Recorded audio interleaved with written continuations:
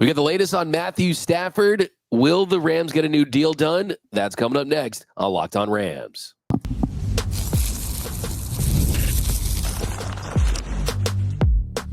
You are Locked On Rams, your daily Los Angeles Rams podcast. Part of the Locked On Podcast Network, your team every day. What is up, Ramley, and welcome to another episode of Locked On Rams, your daily podcast covering your Los Angeles Rams. Free and available wherever you get your podcast. Locked On Rams, part of Locked On Podcast Network, your team every day. We're also available over on YouTube, so if you haven't yet, do us a huge favor.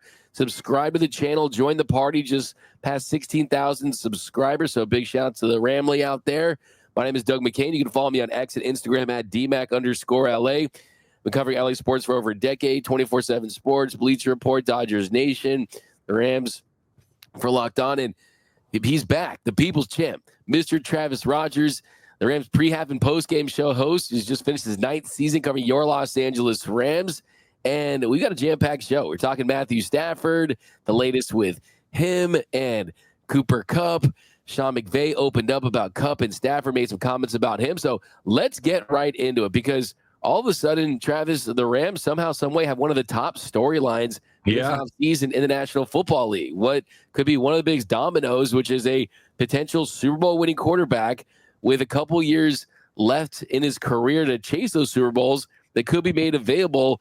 And the big news last week was that the Rams allowed his agent, Jimmy Sexton, to go out there and communicate with other teams about a potential contract they would give him, because if he gets traded, he needs to be under a new contract. He's not going to be playing under his current deal. And just to kind of rewind, I mean, where it all started is last year they renegotiated his deal, where it was a $23.5 million guaranteed salary in 2024, a $12.5 million signing bonus, a $4 million guarantee for the March roster bonus. And essentially it took away his guaranteed money from 2025 to make it a one-year, $40 million deal in 2024. We knew they were going to have to return to the negotiating table in 2025, and that's where they're at.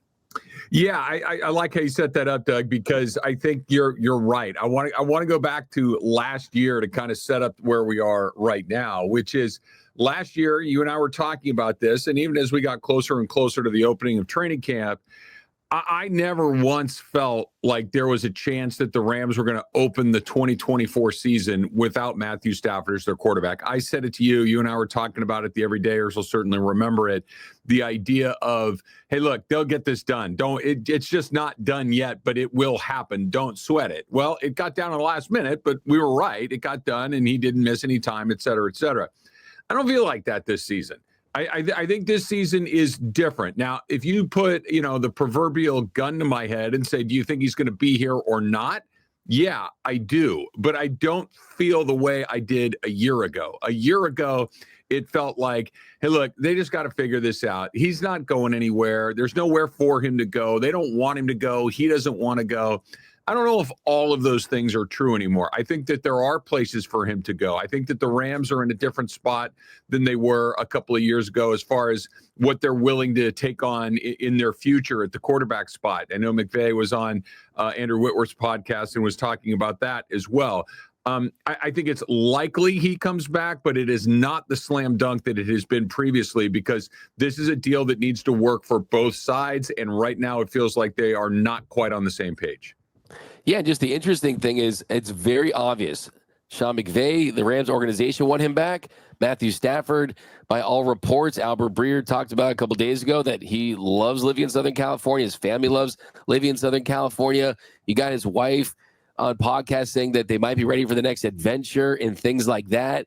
I mean, I think it comes down to the fact that, look, guys like Kyler Murray and Deshaun Watson and Tua Tagovailoa and Trevor Lawrence should not be making more money than Matthew Stafford. And that's what it boils down to. And if I'm Matthew Stafford, I wouldn't be playing on this contract either. I want to be compensated as one of the best quarterbacks in the NFL. And I think the interesting thing, too, is if you just kind of didn't look at the entire season and understand his ability, if you're just kind of looking at Matthew Stafford, if you're an alien or something, and you come down and you're just looking at the stats in 2025, you're probably like, wait a minute, why does this guy think he's worth that much, right? I mean, his numbers for the entire season don't scream like top 5, top 10 money, but you know what he's like on the biggest stage. This is a team that was 14 yards away from hosting the NFC Championship game at home. They know that, yes, he's not the mobile quarterback that's in vogue in the National Football League, but the way to not have that is have a guy that has a transcendent arm. He certainly has one of those arms, and I just think that you could get into one of those situations where it could be years before you find that next guy that you can compete with a head coach in Sean McVay. I think is the best coach in the league. So I think you have to run it back somehow with these two, and it's very uncomfortable right now. Yeah, I there's a bunch in there, Doug, and I think you're right on just about all of it. Is that, and I'll kind of work my way backwards. You mentioned, you do have one of the best coaches in the NFL. I don't think any Rams fans feel otherwise. I think, oddly, that might work against Matthew Stafford. I think that may be one of those things that, look, the Rams clearly want Matthew Stafford back. They clearly want him to be their quarterback next season and probably 1 year beyond that. I think a 2-year deal is probably where this thing ends up landing. But they also know, hey, look, we got a guy. I'm not saying that you can put anybody at quarterback, but you can put somebody at quarterback, and you're going to get a performance that I think is pretty darn good. We saw it with Baker Mayfield. We've seen it with some other guys that he's not going to be able to take a Bryce Perkins and turn that guy into, an all-pro, but give him some basic NFL skill sets, and I think that you're going to have something. So I think that's one of those, look, don't think that you have all the leverage. Matthew Stafford has most of the leverage, but he doesn't have all of it. The Rams' leverage consists of you're 37, and we've got the best coach in football, or one of the best coaches in football. Don't make us do it with somebody else. We don't want to, but we will. That's their leverage with Matthew Stafford. The other thing that they have, and you mentioned, is that window's open, right? And I know that it's not exactly, if A is equal to B and B is equal to C, then C is equal to A. I know it's not like that, but they were the only team that gave Philadelphia a halfway decent run for their money. Their window is open. Their window is open with this guy as their quarterback. That being said, they also got off to another bummer of a start. They got off to another position where they had to race like crazy just to get in, and everything we know that happened there. So the window may be open, but it's not wide open. He's 37 years old. The guys that have been good at that position in this league beyond their 35, 36-year-old seasons is not a long list. And that cliff that comes up can come up pretty quickly. Look at what happened to Aaron Rodgers. Look at what happened to Kirk Cousins. And I know that not everything is exactly the same, but if I'm the Rams, I would be very cautious about what I'm committing to a point. Tua does make $50 million, and Trevor Lawrence makes, and it's absurd. And Matthew Stafford is way better than those guys, but that's not exactly how it works. If I was Matthew Stafford, that's the case I would be making. If I were the Rams, the case I would be making is, look, yeah, you're better than those guys, but if I give you your $50 million, that means I can't pay this guy that. You're going to be running for your life. We have to find somewhere for us to figure this out that maybe isn't in the middle. Maybe it's more towards Stafford end than it is to there, but I don't think that he can hold them up the way that a lot of other people do, because they'll make the hard decision. They will do it. I don't think they want to do it in this case, but I think they will if they had to. Yeah, I think that's a major point of all this. It's if you're an organization that feels the need to trade for a 37-year-old quarterback, you probably don't have the most stable organization, right? The chances of you just plugging in someone and winning a Super Bowl in year one, it doesn't happen very often. So, yeah, I think that's a major point there. And for me, it comes down to the fact that, look, I love Matthew Stafford, but I trust Sean McVay and Les Snead more than I love Matthew Stafford. And I think that they need to stand firm in this. And, yeah, I'm throwing a lot at you because it's been a while. I'm kind of trauma dumping all my Matthew Stafford takes and anxiety on you. So, just sort of point that out. But coming up next, we'll talk about kind of what a contract looks like, kind of what it could take to get a deal done for Matthew Stafford. Also, there's talk out there that the Rams could be comfortable with Jimmy Garoppolo as their quarterback. Would that be the right decision? Aaron Rodgers, all that more coming up next on Locked On Rams. All right, when the game tips off, the NBA action is just getting started, and there's no better place to get in on it than FanDuel, America's #1 sportsbook. Because with FanDuel, you can place live bets throughout the game, so even if you miss the opening tip or you want to bet on a fourth quarter comeback, you can stay in the action. And if you're looking for a bigger payout, you can even combine live bets with same game parlay, right? Gotta love using FanDuel's live betting feature because it lets every moment of the game be even more exciting. So whether you're getting in on your team for a late game rally or picking a player to hit a clutch three, you never feel like you've got your chance completely out the window, right? The app is super easy to use, and when you win, you get paid, bang, instantly. Right now, new FanDuel customers can get $150 in bonus bets if your first $5 bet wins. Just visit FanDuel.com to join today. That's FanDuel.com for your shot at $150 in bonus bets. Make every moment more with FanDuel, the official sports betting partner of the NBA. And welcome back to Locked On Rams. Thank you for making Locked On Rams your first listen every single weekday. Free and available wherever your podcast. Locked On Rams, part of the Locked On Podcast Network. Your team every day. Okay, so just kind of picking up on the Stafford contract situation. As it currently is right now, Stafford is accounting for $49.6 million against the cap. And the free agent class, you kind of look at other quarterbacks and what they'd be getting. I mean, look, it just kind of really comes down to basically you look at the old adage, if you draft a quarterback and he's on a rookie deal, then you can pay guys around him. Basically, I think the way it works and why it makes the most sense for the Rams to pay Matthew Stafford is since you've hit on the draft, it's basically a 180 of the model that we've seen in the last 5 to 10 years where you hit on the other players. So now you don't have to go pay $30 million for an edge rusher because you have Jared Verse. You don't have to go out there and pay big money for what a Kobe Turner could bring and a Puka Nacua could bring. And yes, you still have around $37 million in cap space to go out there and make some additions. But this team was so close to making the Super Bowl with this group, and they whiffed in free agency. So if the young players continue to emerge, you hit again in the draft class, and you hit in free agency, you bring up Matthew Stafford, there's no reason to think that this team can't compete. So why would you blow it up because you want to try to get back to the same place that you are now 2 or 3 years from now? Yeah, I think it's an interesting decision. I think that they have been really good in the draft, and it frees up some opportunities like you're talking about. But the cold, hard math of it is every dollar that I allocate over here is a dollar less I have over there, right? If I give Matthew Stafford $1 extra, that's one fewer dollar I can pay another player. And this is the calculus that I think is more on Stafford's side than it is on the Rams side. I think the Rams probably have a number in mind that they can make work both ways to make him mostly whole and still have enough money to pay the players that they need to pay to give themselves an opportunity to go run it back the way that you and I and Rams fans are hoping to. What does Matthew Stafford want? Does he want to make more money than Tua Tagovailoa? Okay, I get it. He's a better player. He should make more money than Tua Tagovailoa. He's a better NFL quarterback than he is. If you do that, the team's not going to be very good. They're not going to be nearly good enough. If you want to go somewhere else and be on a bad team, like you see these teams like the Jets come up, the Giants come up, some of these other places, you're going to be on a bad team at the end of your career. You're going to get knocked around.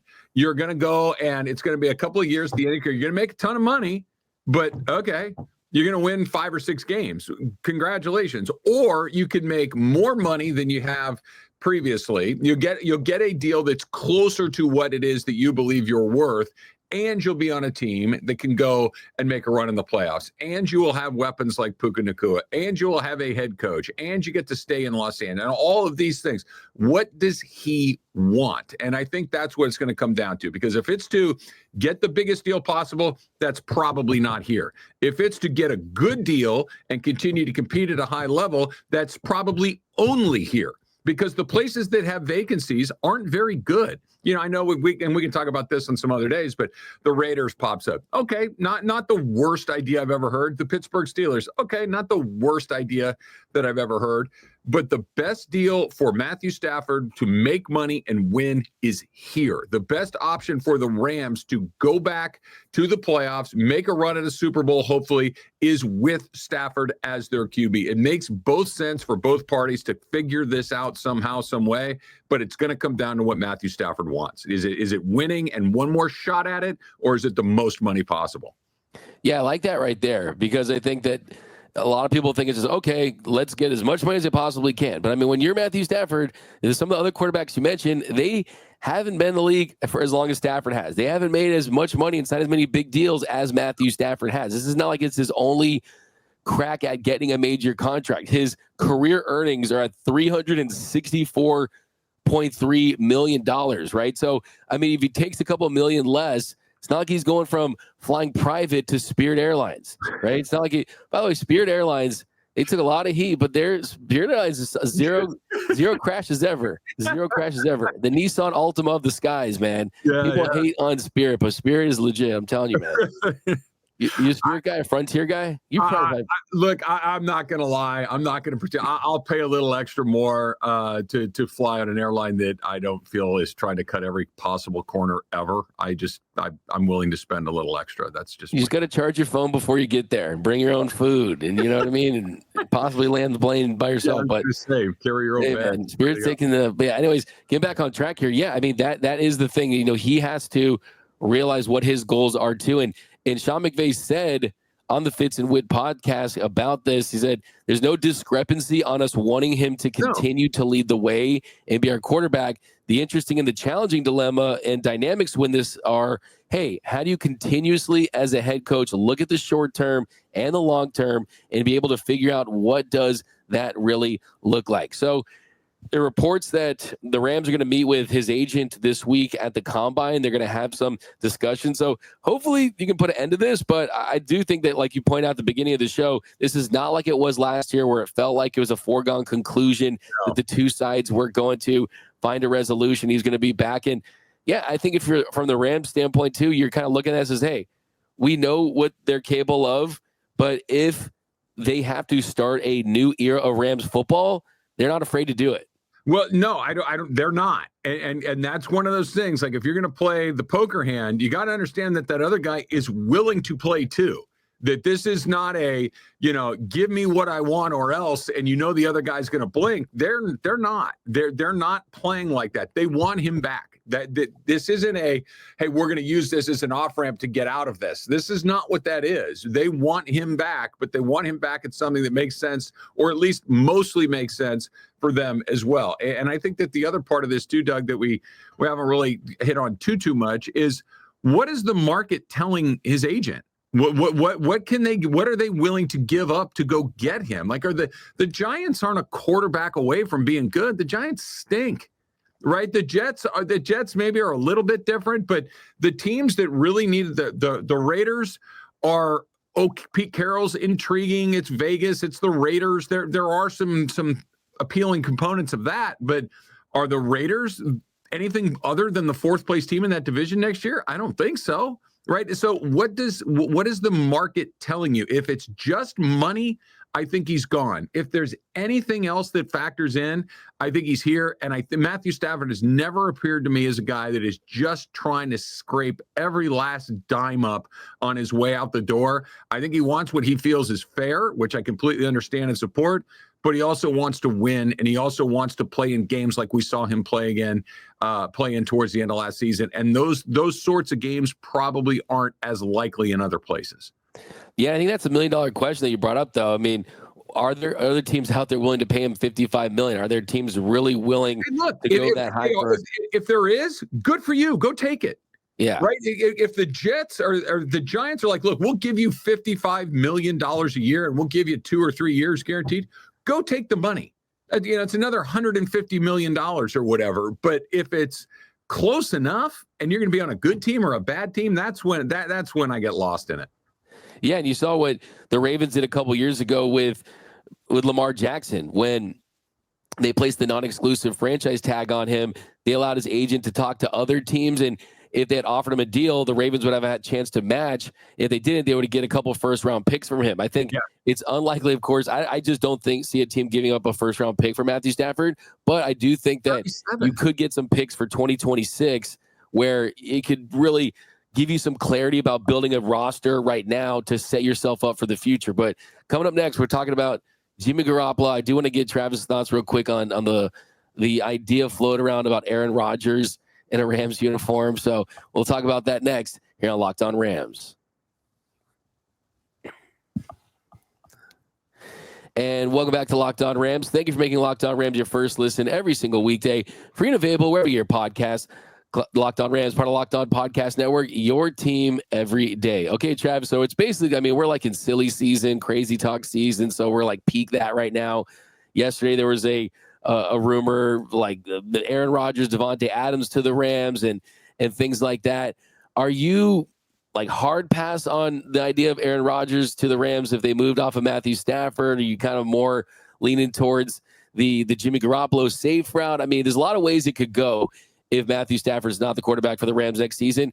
Aaron Rodgers is kind of by the numbers, wasn't elite, wasn't bad, was kind of slightly above average during stretches. And look, you got to take everything into account when you're a Jet. I don't think that he's completely cooked or washed, as the kids say. Still think he can help a team win some football games.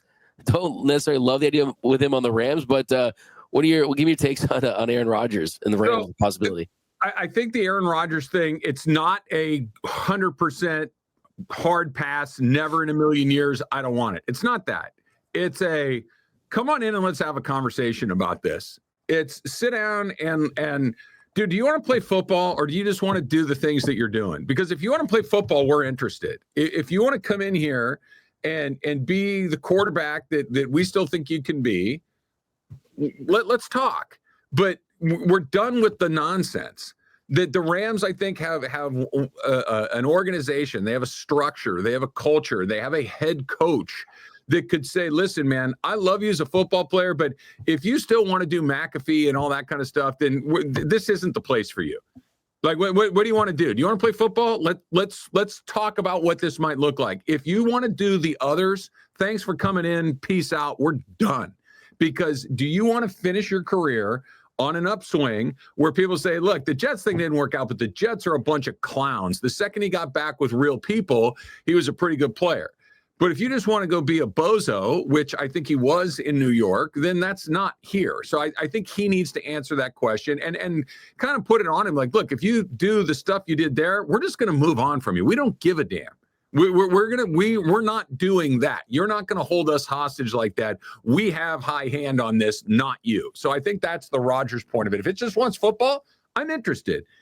Jimmy G's not a bad player. I don't know what it is about. I think he is good enough to do most of the stuff you want to do. He's familiar with the system. Sean McVay has proven he can take guys like Jimmy G. We saw him with Baker Mayfield and make them pretty good. Is he good enough to go to the Super Bowl with this team?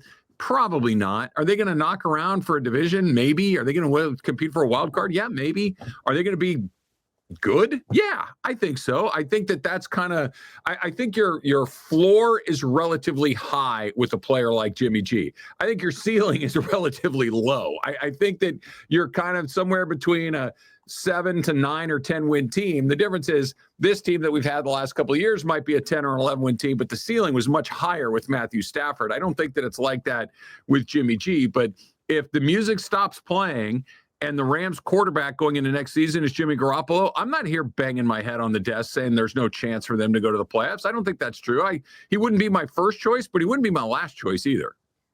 Yeah, I mean, the answer to the trivia question, which Rams quarterback threw for the most yards in a single game in 2024, it's Jimmy G throwing for 334 in the season finale. But yeah, as you point out, the ceiling, I don't think is Super Bowl with Jimmy G. No. I think you bring the kind of where I'm at with Aaron Rodgers in that the only reason I would entertain the idea is because the foundation is unbreakable with the Rams, with Les Snead and Sean McVay. There's nothing that Aaron Rodgers could do. He could basically like get the whole team on an ayahuasca trip and like do whatever he needs to do, and it would not break the future of this team. That's the reason why it's like, okay, like you said, if you had a football conversation and you almost kind of use what happened to the Jets as, hey, this happened here. Are you really going to go out like that?